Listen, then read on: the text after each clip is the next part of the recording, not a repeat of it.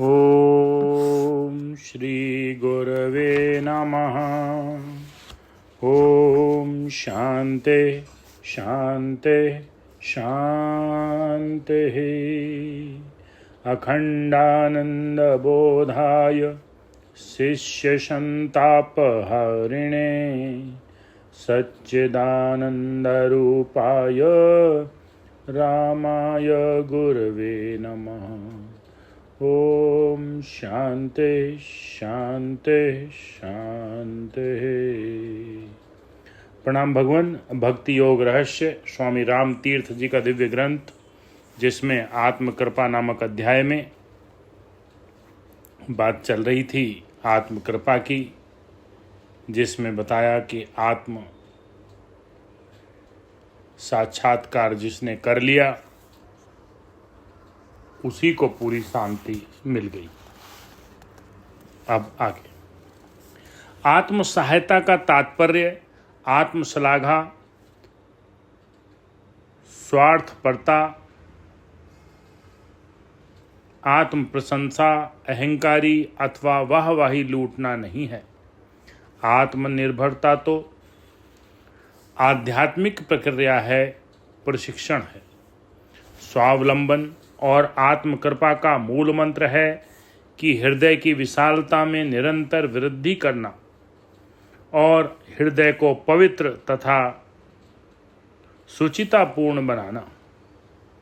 अपने हृदय और अंतःकरण को इतना विस्तृत और विशाल बना देना है कि वह संपूर्ण देश या संपूर्ण संसार की चेतना का स्वरूप बन जाए। बहुत बढ़िया लाइन है, दोबारा लेते हैं। अपने हृदय और अंतःकरण को इतना विस्तृत और विशाल बना देना है कि वह संपूर्ण देश, संपूर्ण संसार की चेतना का स्वरूप बन जाए। हमारा अंतःकरण विश्व का दर्पण बन जाना चाहिए। हमारे सारे विश्व की आवश्यकताओं को अपनी ही आवश्यकता माननी होगी।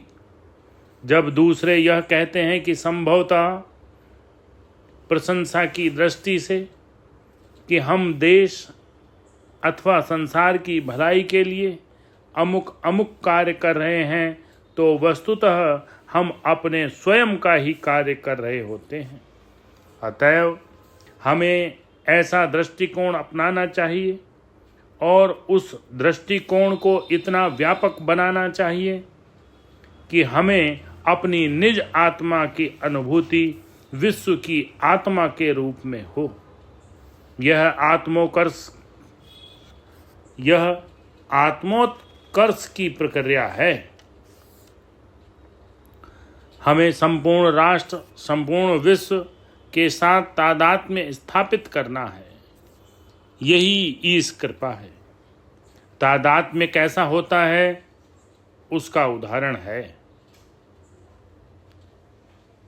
खून रंगे मजनू से निकला फस्त लैला की जो ली, इश्क में तासीर है पर जज्बे कामिल चाहिए। मजनू का लैला के साथ एकात्मता ऐसी थी कि जब प्रियतमा लैला की नस काटी गई तो मजनू की नस से रुधिर बहने लगा। कितनी पवित्र बात है। इसी प्रकार कहा गया है, पत्ती को फूल की लगा सदमा, नसीम का शबनम का कतरा आंखों में उसकी नजर पड़ा।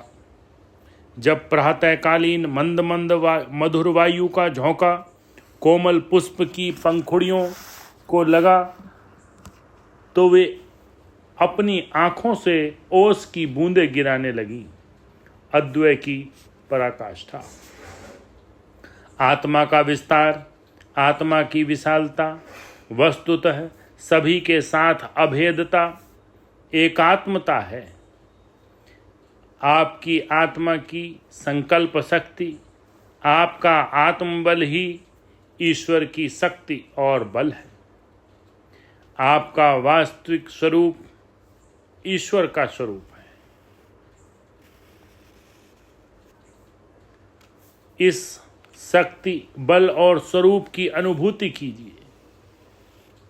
उसके प्रति चैतन्य बनिए और उसका साक्षात्कार कीजिए। यही तो लक्ष्य है और इसको प्राप्त करने के लिए आत्मनिर्भरता चाहिए, जो ईश कृपा है।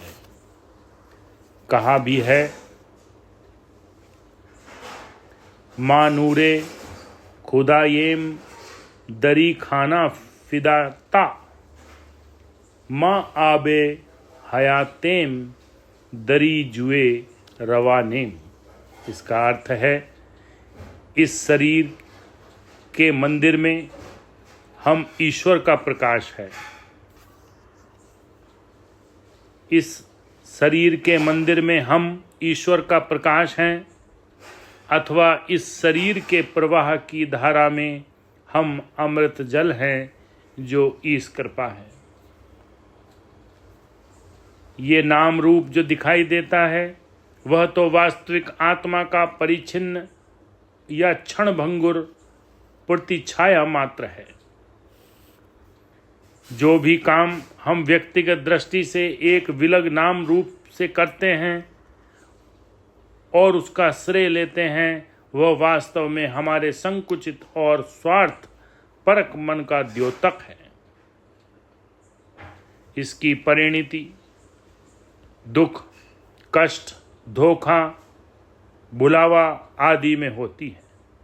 लेकिन यदि हम स्वयं से, अपनी वास्तविक आत्मा से, सर्व से तादात्म्य होकर काम करें, तो वह कदापि भी स्वार्थपरक और संकुचित नहीं होगा, वरन वह तो ईश्वरीय कार्य होगा, जिसके कारण सफलता, आनंद, सुख, शांति सभी कुछ हमें मिलेगा।